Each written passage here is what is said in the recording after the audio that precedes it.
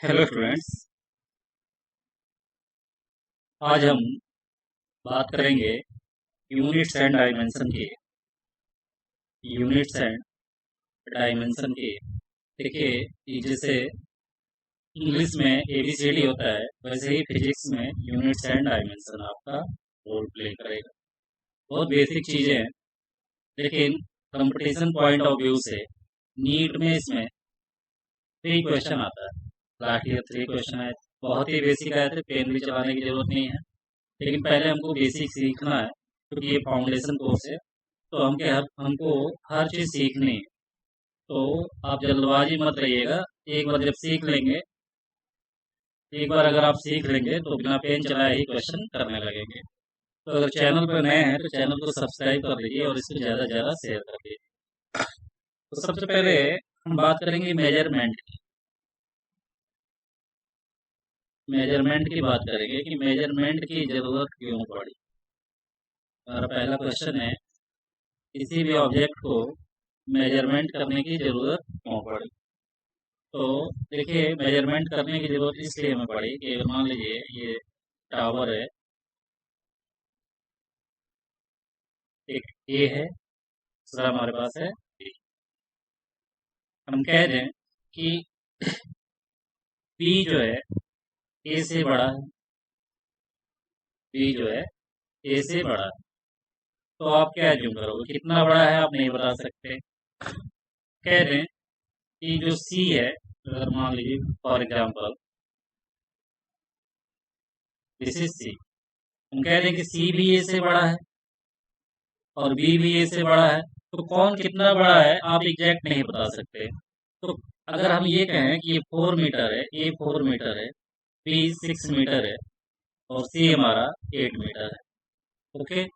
तो बी और सी दोनों 4 से बड़े हैं, लेकिन जो सी है ए से 4 मीटर ज्यादा है और बी जो है ए से हमारा 2 मीटर ज्यादा है। इसका मतलब अगर एग्जैक्ट आपको डेटा दे दिया जाए तो आप बता सकते हो कि कौन कितना बड़ा है। तो मेजरमेंट की जरूरत पड़ी हमें कंपैरिजन के लिए।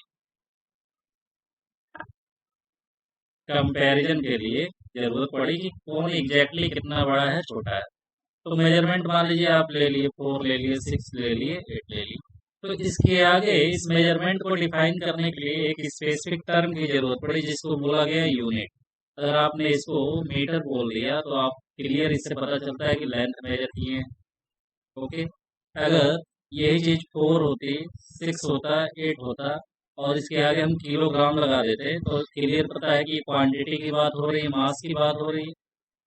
इसके आगे हम अगर केल्विन लगा देते, क्लियर यहाँ से क्लियर है कि हमने जो मेजर किया वो क्या मेजर किया, केल्विन यूनिट क्या है, मेजरमेंट को डिफाइन कर रहा है एक स्पेसिफिक वर्ड में। तो यहाँ से क्लियर है कि हमने टेम्परेचर की बात की है, हमने टेम्परेचर की बात की है।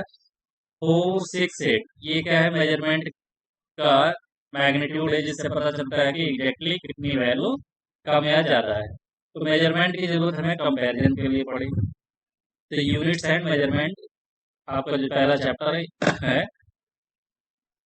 उसी के थ्रू कि यूनिट की जरूरत क्या है, मेजरमेंट की जरूरत क्या है, क्यों पड़ी, क्यों हम लोग फिजिक्स में पढ़ते हैं। तो मेजरमेंट की जरूरत कंपैरिजन और यूनिट उसको डिफाइन करने के लिए। इसके बाद से हम पढ़ेंगे। हाँ, तो मेजरमेंट आपने किया, मेजरमेंट करने के लिए कुछ डेफिनेशन की जरूरत होगी। तो उसको डिफाइन करने के लिए कुछ हमें क्वांटिटीज लेनी होगी। तो पहली क्वांटिटी जो आप पढ़ते हैं, physical quantity. Physical quantity,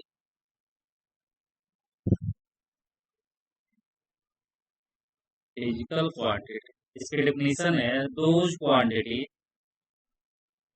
those quantity which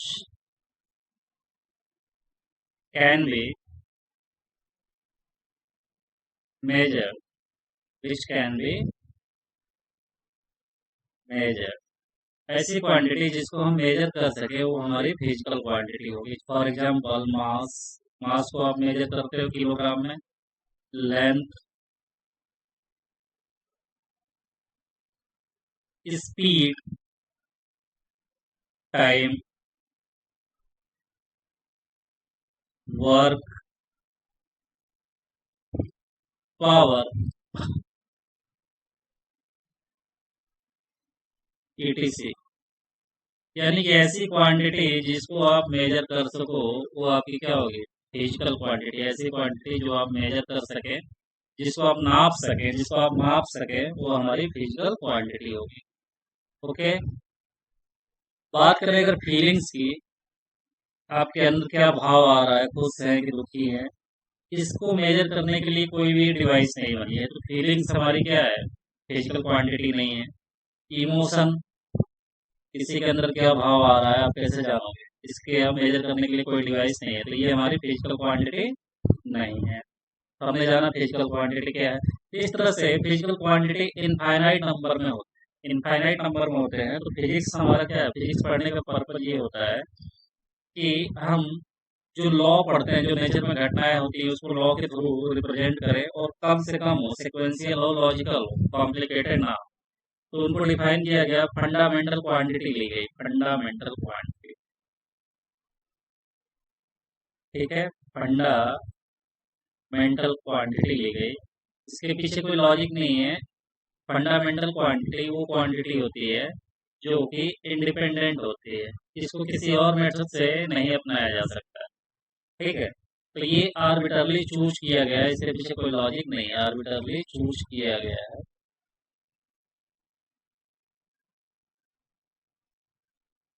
ये बेसिकली होते हैं 7। कितने होते हैं? 7। 1, 2, 3, 4, 5, 6, 7। 7 होते हैं। तो पहला हम लोग बचपन से ही पढ़ते आ रहे हैं, मास, लेंथ, टाइम। मास, लेंथ, टाइम। तो इसको याद करने की कोई जरूरत नहीं है, ये तो आपको ऑलरेडी याद है। इसके बाद से टेम्परेचर, टेम्परेचर, इसको आप याद कर सकते हैं, टेम्परेचर। इसके बाद से electric current, electric current. Next है ल्यूमिनस इंटेंसिटी, जो लाइट हमारी आती है उसको मेजर करने के लिए फिजिकल क्वांटिटी बनाई गई, luminous intensity, luminous intensity. Next है अमाउंट ऑफ सब्सटेंस, नेक्स्ट है हमारा amount of substance, amount of substance. तो इनको डिफाइन करने के लिए यूनिट की भी जरूरत पड़ी, यूनिट्स। ओके, यूनिट्स की जरूरत पड़ी। तो मास का यूनिट क्या है? किलोग्राम। मास का यूनिट एसआई यूनिट है, ग्राम मत लिखना, नहीं लिखना है आपको, टन नहीं लिखना है, किलोग्राम ही लेना है। लेंथ की यूनिट है मीटर, लेंथ की यूनिट है मीटर। टाइम की यूनिट सेकेंड, टाइम की यूनिट है सेकेंड। टेम्परेचर, टेम्परेचर सेंटीग्रेड में नहीं लेना है, केल्विन में लिया जाता है। इसकी standard unit, SI unit kelvin है। Electric current ampere, ampere. Okay. Luminous intensity, आपने देखा होगा कि लाइट पहले क्या था? मोमबत्ती थी, मोमबत्ती कैंडल होती है, यहाँ से लौ निकलता है, फ्लेम होता है। तो इसी में इसकी यूनिट हो गई Cadila.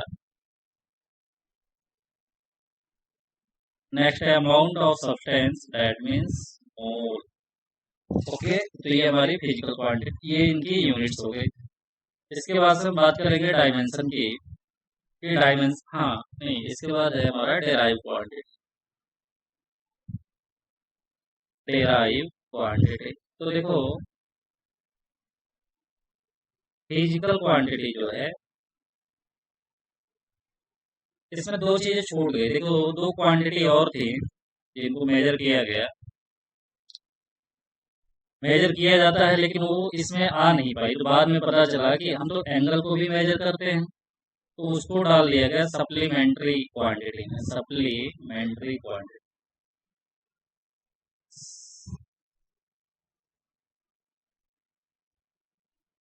Supplementary quantity.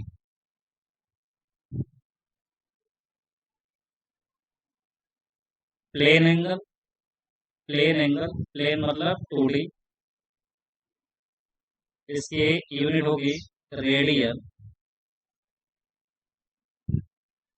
And next is solid angle,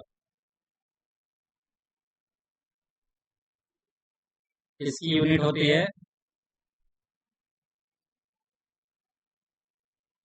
steradian. Okay, तो डेराइव क्वांटिटी होती है कि हम फंडामेंटल क्वांटिटी की हेल्प से जो फिजिकल क्वांटिटी बनाते हैं उसको बोला जाता है derive quantity. For example speed, velocity, work, power, यानी कि हम फंडामेंटल क्वांटिटी से जो दूसरी क्वांटिटी बनाते हैं फंडामेंटल की हेल्प से उसको बोलेंगे डेराइव क्वांटिटी। फॉर एग्जांपल ले लें कि आपके पास शुगर है, आपके पास क्या है, शुगर है।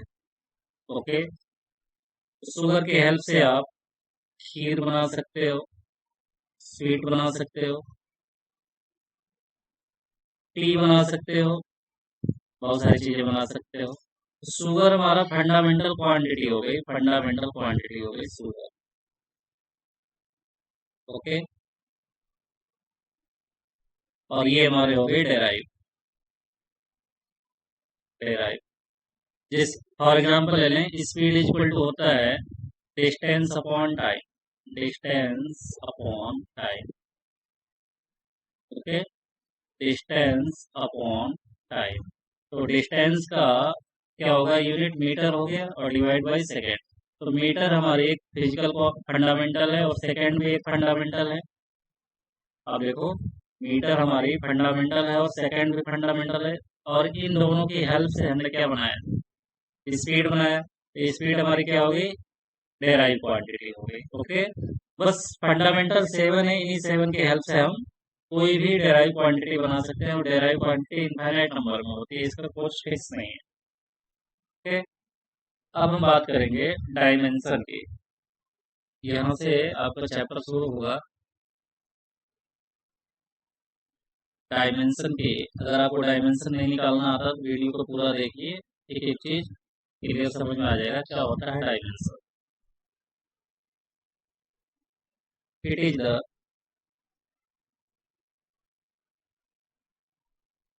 it is the power to to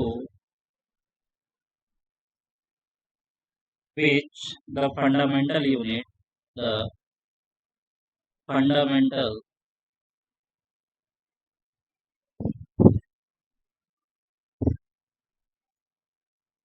unit are raised to express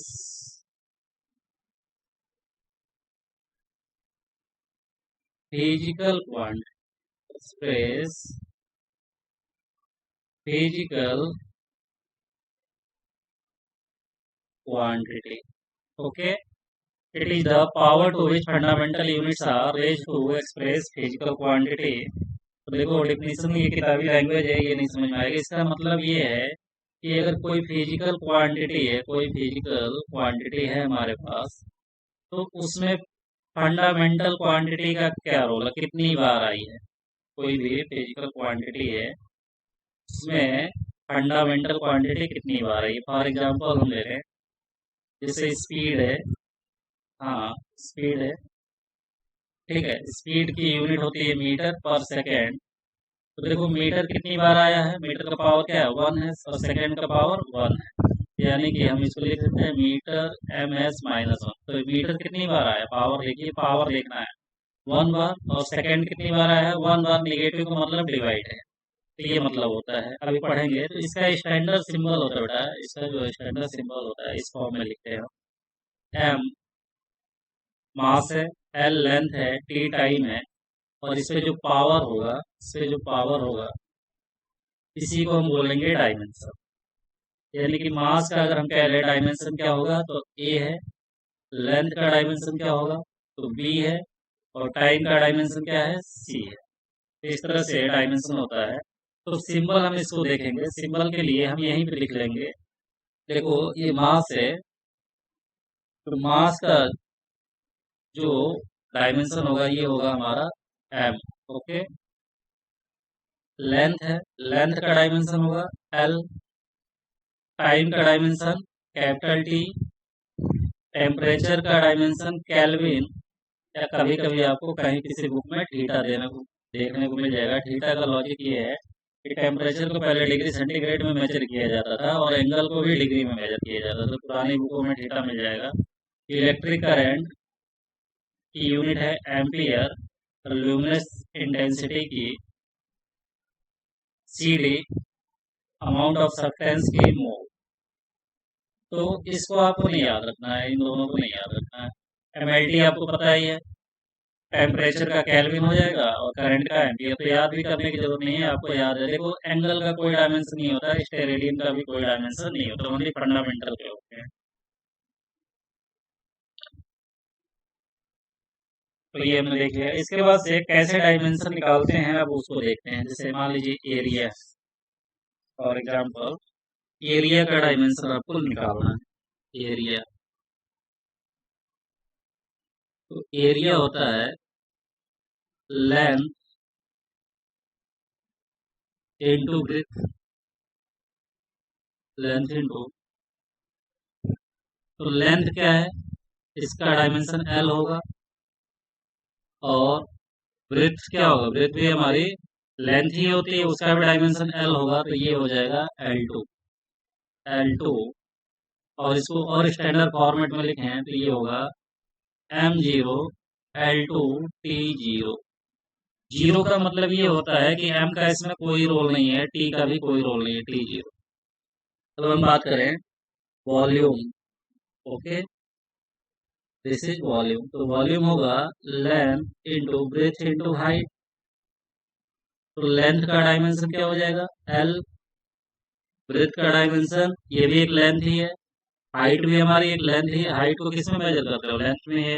हम कहते हैं ना कि स्पीड की ऊंचाई 10 मीटर है, 100 मीटर है, तो भी लेंथ ही है, इसका डायमेंशन भी एल होगा। डायमेंशन में क्रॉस नहीं लगाते हैं, ऐसे क्रॉस नहीं लगाते हैं। Okay,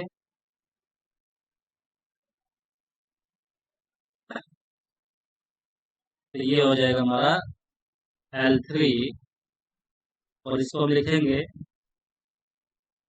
M0 L3 T0। Volume हो गया। अब हम बात करें डेंसिटी की। अगर फॉर्मूला आपको याद नहीं है तो परेशान होने की जरूरत नहीं है, जैसे जैसे आगे पढ़ेंगे फॉर्मूला याद होता जाएगा, बस डायमेंशन निकालना सीखिए। डेंसिटी होता है मास अपॉन वॉल्यूम, मास पर यूनिट वॉल्यूम। अभी हम बेसिक सीख रहे हैं। मास का डायमेंशन क्या होगा, एम होगा। वॉल्यूम का ऑलरेडी हमने निकाल लिया है, तो इसका हो जाएगा L3। दैट मीन्स एम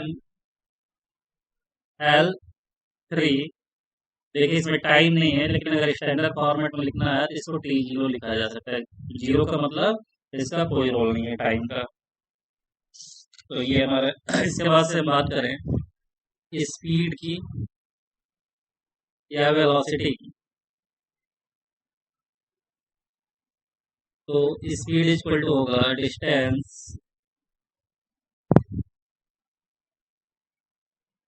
या displacement, displacement divide by time. तो डिस्टेंस क्या है, लेंथ है, और डिस्प्लेसमेंट भी लेंथ होती है, तो दोनों ही लेंथ होते हैं, इसलिए स्पीड और वेलोसिटी दोनों का डायमेंशन सेम होगा। तो ये हो जाएगा L divide by T. That means LT minus speed का आ गया। इसके बाद हम बात करें एक्सेलरेशन की। तो एक्सेलरेशन होता है velocity per unit time, velocity per unit time. Velocity का क्या डायमेंशन है हमारा, LT minus one, LT minus one. Divide by time का क्या होगा, टी होगा। तो एक्सेलरेशन का हो जाएगा एल टी पर -2। इसका आप याद रखिए, देखिए एक्सेलरेशन की यूनिट हमें वैसे भी पता है क्या होती है, मीटर पर सेकेंड स्क्वायर। तो मीटर का एल हो गया, स्क्वायर है 2 हो गया, क्योंकि डिवाइड में है तो माइनस आ गया। तो डायमेंशन में माइनस का मतलब होता है वो चीज जो हमारी फंडामेंटल क्वांटिटी है वो डिवाइड में है। तो इसका याद रखिएगा। इसका याद रखने का एडवांटेज क्या है आगे हम देखेंगे। जैसे हमें फोर्स का निकालना है, फोर्स का निकालना है, फोर्स इक्वल टू हो गया मास इंटू एक्सेलरेशन, इंटू एक्सेलरेशन। देखो मास का डायमेंशन हो गया m, और एक्सेलरेशन का हमने बताया मीटर पर सेकंड स्क्वायर आपको पता है, तो ये हो गया lt पर -2। तो ये हमें मिल गया m lt पर -2, ये हमें फोर्स मिल गया। ध्यान रखिए यही टेंशन का भी, जो टेंशन निकालते हैं मैकेनिक्स में, और यही वेट का भी डायमेंशन होगा। कोई भी फोर्स होगा सबका डायमेंशन सेम होगा। लेकिन एक टर्म आता है इलेक्ट्रोमोटिव फोर्स। तो इलेक्ट्रोमोटिव फोर्स एक्चुअली फोर्स नहीं है, वो पोटेंशियल है।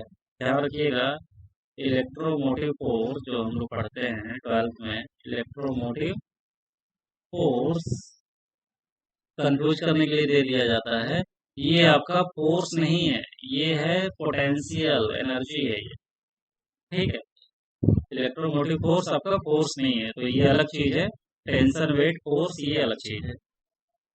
इसके बाद बात करें हम वर्क की, इसको शॉर्ट में लिखा जाता है ईएमएफ। वर्क क्या होता है, force into displacement, force into displacement. तो फोर्स देखिए, अगर आपको मान लीजिए नहीं पता तो फोर्स इक्वल टू होता है मास इंटू एक्सेलरेशन। तो ये m हो गया, एक्सेलरेशन का मैंने बोला आप याद रख लीजिए lt पर -2 या मीटर पर सेकेंड स्क्वायर। तो वहां से निकल जाएगा m lt पर -2, और वर्क का क्या हो जाएगा, डिस्प्लेसमेंट का l। तो ये हमको मिल गया m l t पर -2।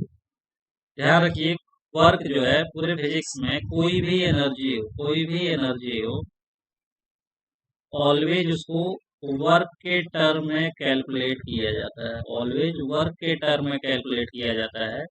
तो कोई भी एनर्जी हो सबका डायमेंशन वर्क के बराबर आएगा। फॉर एग्जांपल ले लें हम काइनेटिक एनर्जी, आपका ये होमवर्क है, हाफ एम वी स्क्वायर निकाल के दिखाइएगा। हाफ का डायमेंशन नहीं होता, सिर्फ एम वी स्क्वायर का होगा। Potential energy M G H, G हमारा क्या है, ग्रेविटेशनल एक्सेलरेशन है, इसकी यूनिट ए के इक्वल आएगी एल टी पर -2। एच हमारी हाइट है। Heat energy, okay, heat energy मिल गई, एम सी स्क्वायर हो गया। सबका जो डायमेंशन है वो वर्क के बराबर आएगी। अब हम बात करें पावर की, तो पावर इज इक्वल टू होता है work per unit time, work per unit time. ये आप खुद से निकालें पावर की। फिर हम बात करें electric potential, electric potential, electric potential का अगर आपसे डायमेंशन पूछा जाए तो इलेक्ट्रिक पोटेंशियल का डायमेंशन होगा V इक्वल टू, ये होता है वर्क पर यूनिट चार्ज। इसका फॉर्मूला होता है, फॉर्मूला याद नहीं है तो हम लोग जब पढ़ेंगे तो याद हो जाएगा। मेन पर्पज हमारा डायमेंशन निकाल, वर्क पर यूनिट चार्ज। तो वर्क हम जानते हैं फोर्स इंटू डिस्टेंस होता है, फोर्स होता है मास इंटू एक्सेलरेशन, तो ऐसे लिख लो mass into acceleration, M L T पर -2। और एक और एल है फोर्स इंटू डिस्प्लेसमेंट, तो यहाँ पे एल रख दीजिए, याद है तो ठीक है, नहीं याद है तो यहीं से निकाल दीजिए। चार्ज हम जानते हैं क्यू इक्वल टू होता है आई इंटू टी, आई इंटू टी।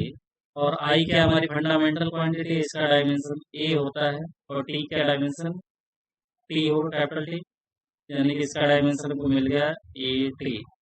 तो इलेक्ट्रिक पोटेंशियल का डायमेंशन हमें मिल गया एम एल टू टी पर -3 ए। ओके, ये हमारा इलेक्ट्रिक पोटेंशियल का डायमेंशन मिल गया। अब थोड़ा सा हम बात करें कि E is equal to H C by lambda है, एच सी बाई लैम्डा। यहाँ पे एच प्लांक कांस्टेंट है, एच क्या है, प्लांक कांस्टेंट है। सी स्पीड ऑफ लाइट है, सी स्पीड ऑफ लाइट है। Lambda is the wavelength, lambda is the wavelength, wavelength है मतलब मीटर में आएगा।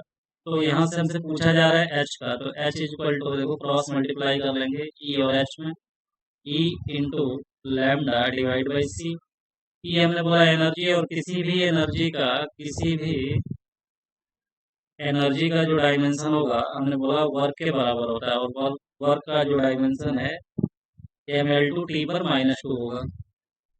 ओके, ई का जो डायमेंशन है एम एल टू टी पर माइनस टू, और लैम्डा वेवलेंथ है, इसका डायमेंशन एल हो गया, divide by speed of light L T पर माइनस वन। तो अगर हम सॉल्व करें तो ये हमें मिल गया एम एल थ्री, ये ऊपर जाएगा प्लस होगा, अच्छा ये एल से एल कैंसिल हुआ,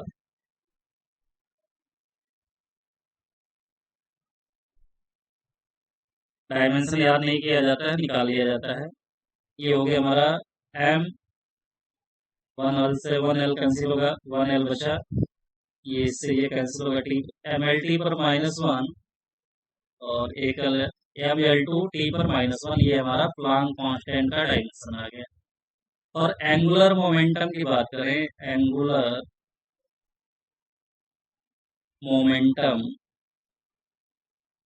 की बात करें, कैपिटल एल इक्वल टू होता है एम वी आर, जहाँ पे वी क्या है, वेलोसिटी, आर रेडियस, देखिए आर रेडियस है, तो आर का भी डायमेंशन क्या होगा, रेडियस लेंथ में मेजर किया जाता है, तो आर का भी जो डायमेंशन होगा, आर का भी जो डायमेंशन होगा एल के बराबर होगा, तो जो एंगुलर मोमेंटम है उसका भी डायमेंशन एच के बराबर आएगा। इसके बाद से कुछ डायमेंशन आप खुद निकालेंगे जो होमवर्क में दे रहे हैं। Surface tension, surface tension formula मैं लिख दे रहा हूँ, वर्क पर यूनिट लेंथ, ये होगा वर्क पर यूनिट, ये हमारा हो जाएगा, वर्क नहीं होगा, ये होगा force per unit length, per unit length. इसका डायमेंशन आएगा, खुद से निकालने के बाद चेक करिएगा जो सरफेस टेंशन होगा इसका आएगा एम टी पर माइनस टू, एम टी पर minus two. Surface energy, surface energy का भी वही आएगा, के बाद से आप निकालेंगे प्रेशर का, प्रेशर का, प्रेशर इक्वल टू होगा force per unit area, per unit area, और यही होता है स्ट्रेस का भी, सेम आएगा, force per unit area, force per unit area. तो इसका आप खुद से निकालेंगे, फिर हम और क्वेश्चन देखते हैं कि कैसे